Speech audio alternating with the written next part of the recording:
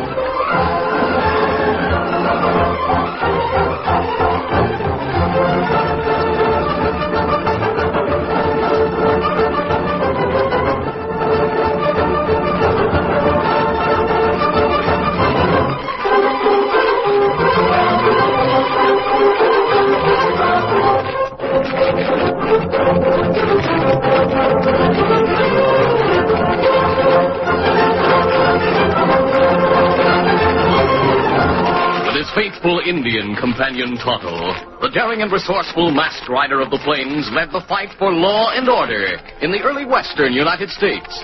Nowhere in the pages of history can one find a greater champion of justice. Return with us now to those thrilling days of yesteryear.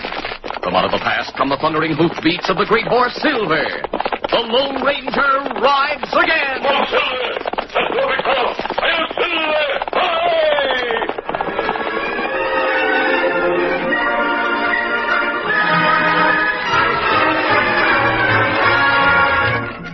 In the light from the campfire, the girl seemed more Spanish than Indian.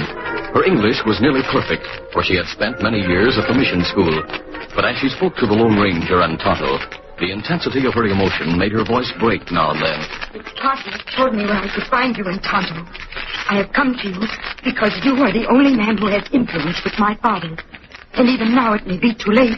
Too late for what, Dawn? My father, Stormcloud, means to attack Fort Clark. Surely he wouldn't do anything so foolish. His counsel has been bad. The old men have convinced him that the building of the fort north of the desert is only the beginning. That settlers will come soon. No one will be allowed to settle in Indian territory. There are only few soldiers at the fort now. About 20. Stormcloud has been persuaded to attack before the garrison reinforced. But, Dawn, your father's braves have only a few rifles. The soldiers have many. All the ammunition they need and the walls of the fort to protect them. They'll be able to drive off any attack. Many of your young men will be killed. It not be like that. The night will be dark, and before the soldiers know what is happening, the Indians will be inside fort. I shouldn't tell you this. I am being a traitor to my father. But for the sake of one man, one of the soldiers, I cannot let him be killed. Who is this man? His name, Wayne. Oh, Tonto known. Young lieutenant at Fort called Wayne. Yes. He saved my life once. I not forget that. And he was my friend. My mission name was Mary. He found out my Indian name was Summer Dawn, and he called me Mary Sunshine. He was my friend. Now he is to marry Rose, the colonel's daughter. I understand how you feel about him, Dawn. But don't imagine you're being a traitor to your father. You're trying to keep him from making a terrible mistake.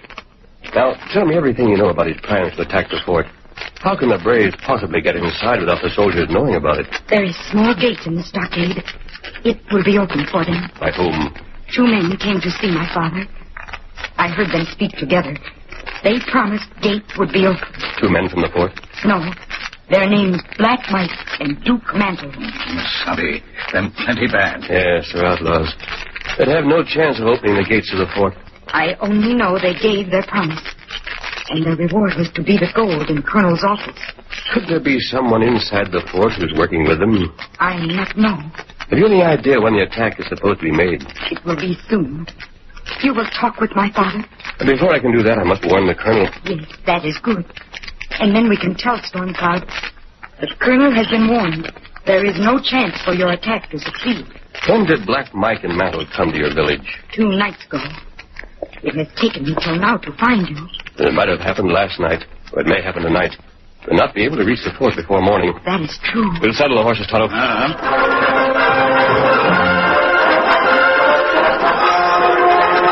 It was rugged country the Lone Ranger, Tonto, and Summer Dawn rode through that night. But by morning they had reached the foothills, and as the first light showed in the east, they saw their first sign of disaster, a column of smoke rising toward the sky. They topped the final rise and drew rein.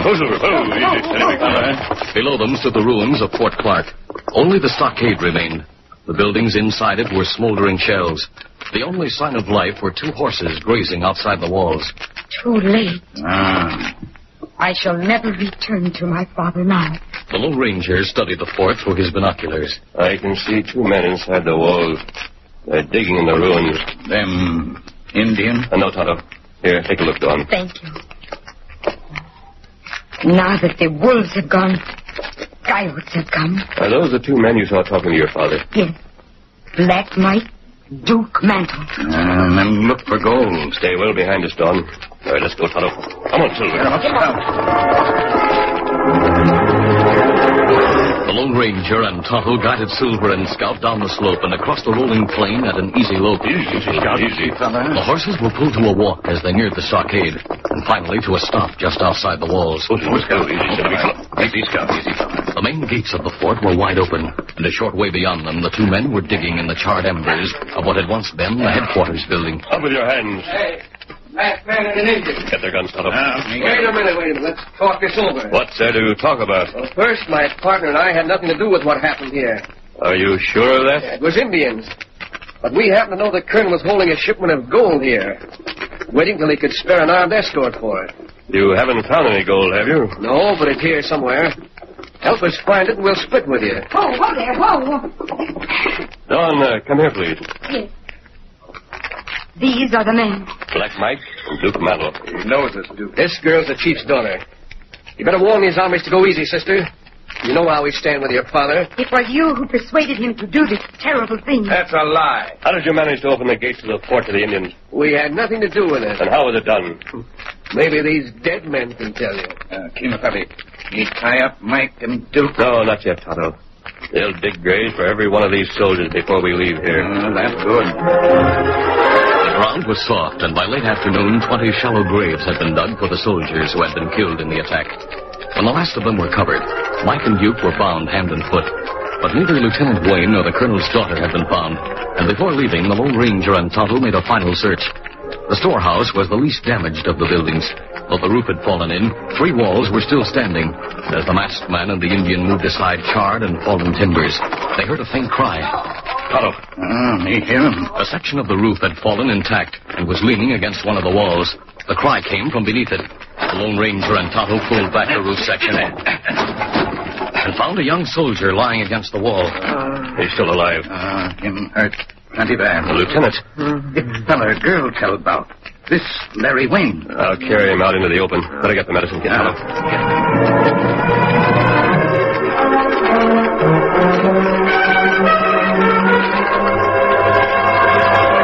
It was not long after the lieutenant's wounds had been bandaged that he opened his eyes. The first person he saw was Summer Dawn sitting close beside him. Mary Sunshine. Yes, Larry. Your people, they came here. They not my people now. Did they find Rose? They may have taken her with them. She not here. Have you looked in the cellar? What cellar, Larry? Underneath the storehouse? We've cleared all the debris out of the storehouse. There's no trap door leading to a cellar. No, outside. Oh, outside, I see. The rear wall, Tonto, the one that collapsed. The cellar door must be underneath it. We find it. Don't let Larry talk too much, Dawn. No, sir. Dawn. He called you Dawn. I remember now. Summer Dawn. It's a better name than Mary Sunshine. You must rest, Larry. And do not worry. The masked men will find your rose.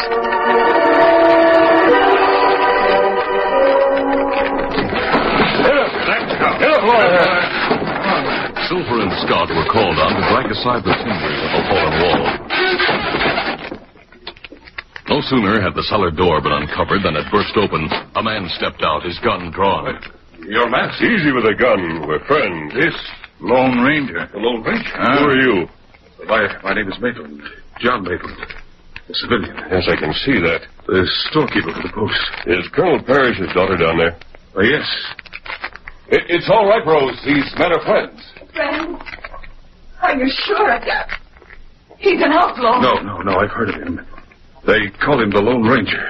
Oh, my father. Look around you, Miss Parrish. Nothing left. Were all of them killed? Lieutenant Wayne is still alive. Where is he? Take me to him. All right, this way. The lieutenant isn't in any condition to talk much. I'd like you to tell me all you can about the attack on the fort. There's nothing much I can tell you. When we first heard the Indians, they were inside the stockade. My father took me to the storehouse and told Mr. Maitland to hide me down in the cellar. He and I stayed there all through the fighting. When it was over, we tried to get out and couldn't. We thought we'd never get out. Well, where did your father keep his gold? What gold? Well, I understood your father had a large quantity of gold on hand. Oh, that. A prospector left it here. It was to be taken to Fort Rogers the next time we sent supply wagons across the desert. Oh, there's Larry beside the fire. Larry? Oh, darling, how are you? How badly are you? Just a moment, Maitland. Yes? What about the gold? Well, I don't know anything about it. Not even where it was kept? Well, I suppose it was in the headquarters building or in the colonel's cabin. Oh, there's no sign of it in either place. Then the Indians must have taken it. I doubt it. Who are those two men you have tied up over there? Black Mike and Duke Mantle. We found them looking for the gold. It was they who arranged for the Indians to get inside the fort. The dirty renegades. How could they? They must have had help from someone attached to the garrison.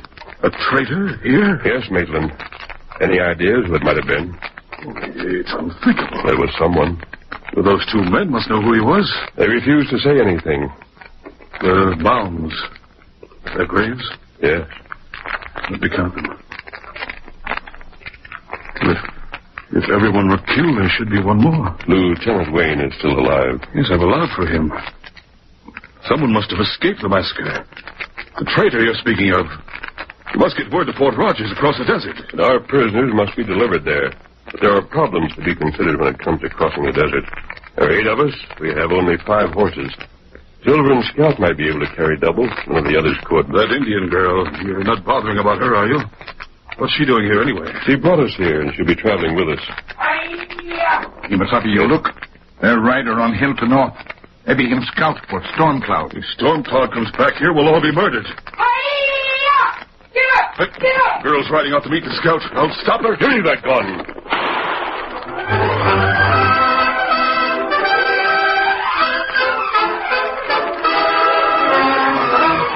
The curtain falls on the first act of our Lone Ranger adventure. Before the next exciting scenes, please permit us to pause for just a few moments.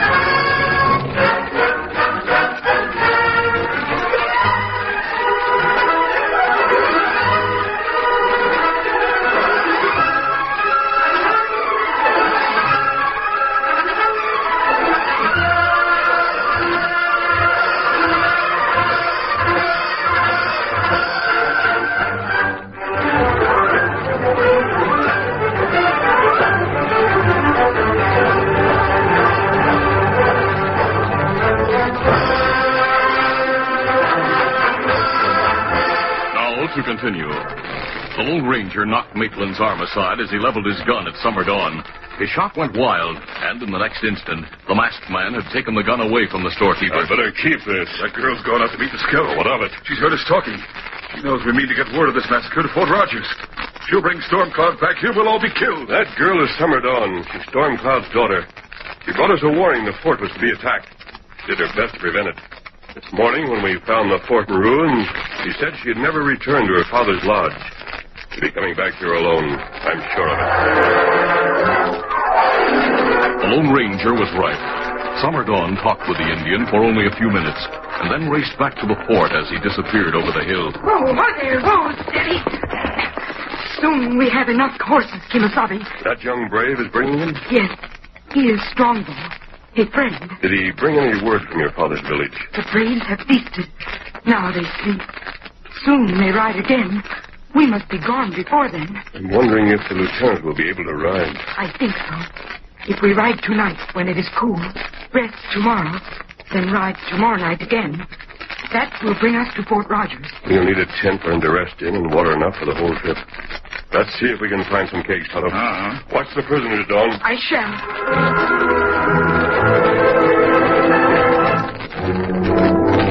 The Lone Ranger and Tonto had filled 2 kegs with water and had found an army tent in the wreckage of the storehouse by the time Strongbow returned with 3 Indian ponies. Then the party prepared to leave the fort. The outlaws were released from their bonds, but only to allow them to mount. Afterwards, their hands were tied to the pommels of their saddles. Next, the Lone Ranger helped the lieutenant to his feet and realized at once he was too weak to ride alone. Oh, I've changed my mind, Lieutenant. We'll use one of the ponies as a pack horse. Have him carry the water in the tent.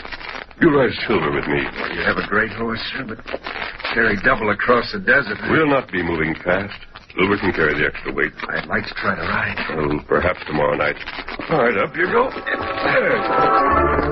There was another slight delay when Maitland ran down to the cellar to get his money box. But at last everyone was in the saddle. Strongbow placed a detaining hand on the bridle of Dawn's mount. These people not your people. It's better you not go with them. I must find the new home. In my father's face, I would always see faces of men he killed here last night. Strongbow not here. I know. You have made yourself an outcast from the tribe because of me. You ride with me. Far away. Find new hunting ground. No, my friend. Strongbow understand. Goodbye. Come on, Silver. Get him up. Get up.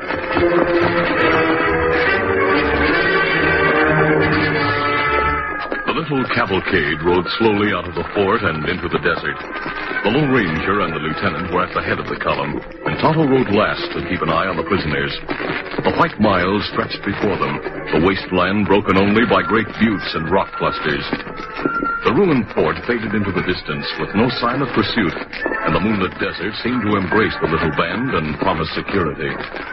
They made steady progress all through the cool hours of the night, but dawn came, and the first touch of the sun turned the barren land into a furnace. They stopped at a butte. 10 feet from its base, a shelf projected far out and promised shade through the day. There was no need for the tent.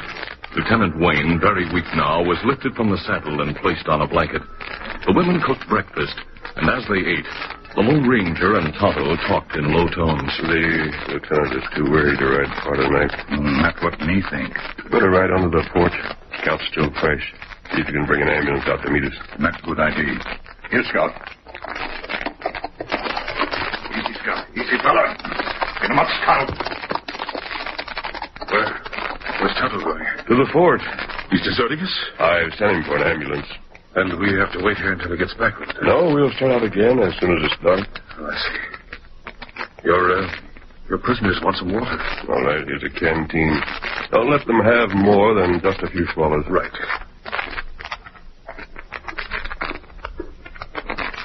Here you are. The masked man says only a few swallows. When are you going to do something? When the right time comes. What can you do? He took your gun. I have another hidden down in the cellar. I got it when I went back for the strong box. Where's the gold? In my strong box, of course. And all you have to do is put a bullet through the masked man. Afterwards, we'll take all the horses and leave the lieutenant and the girls here. We'll need the horses, that's sure. The eastern rim of the desert is a lot farther than the fort. When are you going to take care of the masked man? When it's done. Oh, why wait around? He watches me as closely as he watches you. I'm going to wait until he has his hands full. He's watching you now. Yes, I know. We'll have the moment all figured out. When he picks up the lieutenant and starts carrying him to his horse. Mason. Oh, yes, sir. I had a few swallows. That's all they're getting. They give me that canteen. Just leave everything to me,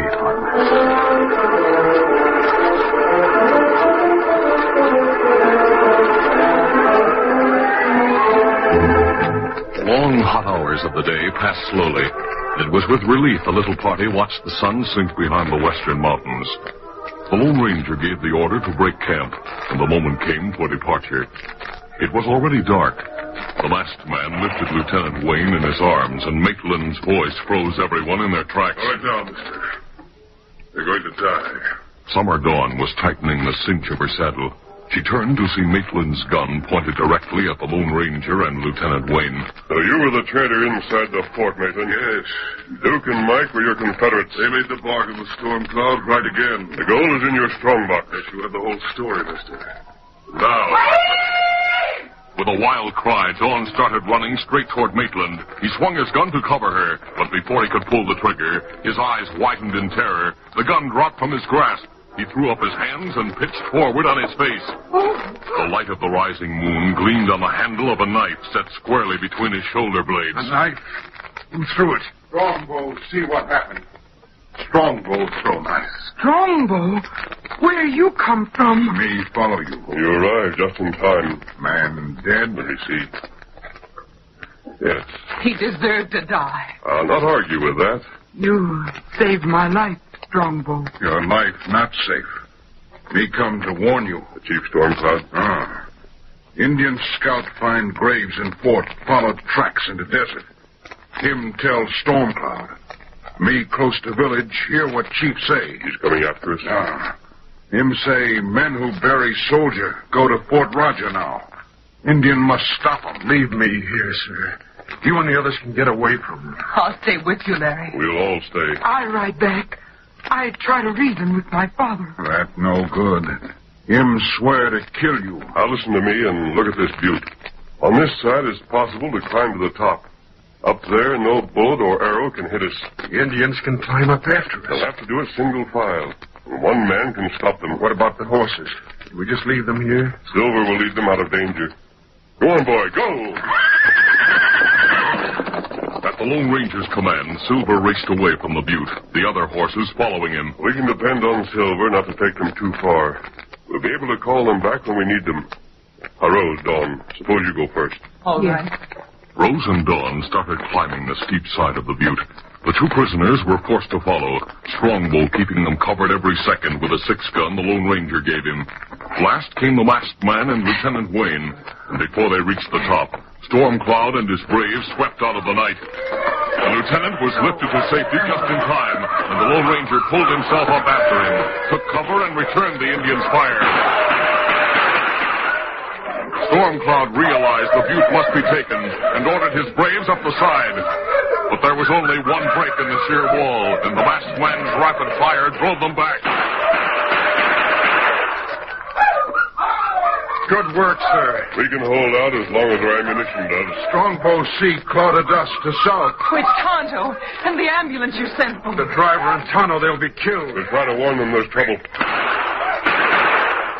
But they aren't stopping at all. It would take more than an ambulance and one horse to make that cloud of dust. That's right. It stretched back a long way. It's soldiers. Must be a whole squadron. The colonel's acted quickly. My father means to stand and fight.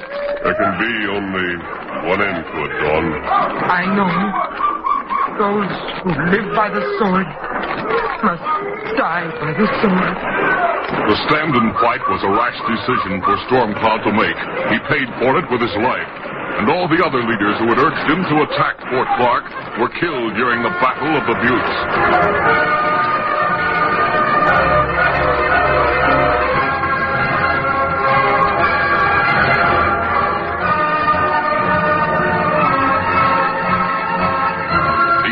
who survived the battle and surrendered to Colonel Ashley were marched to Fort Rogers. There they were placed in a stockade, and there they stayed until General Wilkes arrived to confer with the colonel. The Lone Ranger was summoned to their conference, then Summer Dawn and Strongbow, and finally a great council was held inside the stockade.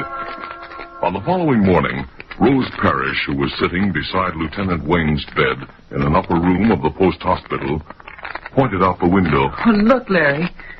The Indians are leaving the stockade. So they've finally signed a treaty. They must have. They must have elected someone as their chief that the general can trust. I wonder who it can be. I wonder who that can be. Why not open the door and find out? Yes, Lieutenant. Sir. Why, Larry, it's Summer Dawn. Oh, come in, my dear. Good morning. Hello, Mary Sunshine. The sun is shining today. It's shining in your face. I've never seen you look so happy. I am happy. And before I go, I want to wish you two all the happiness in the world. Thank you. Go? Where are you going? Home. With your people? But I thought you never meant to return. Things be different now. I hope so.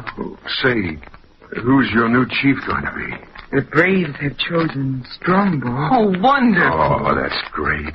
And Strongbow has chosen me. My dear, my very best wishes. Well, what do you think of that? Little Mary Sunshine getting married. Little Mary Sunshine was a child, Lieutenant Wayne. I am a woman, and wise enough now, I hope, to help Strongbow teach our people the ways of peace. I'm not worried about that. Nor am I. For there is someone else who'll be helping us both. He has promised. And how can we fail when we can count on the wisdom and courage of the Lone Ranger?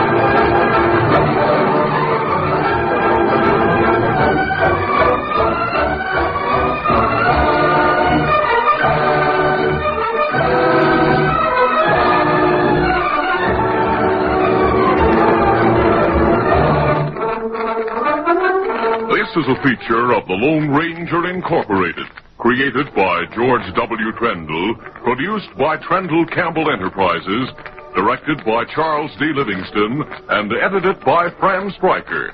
The part of the Lone Ranger is played by Grace Beamer.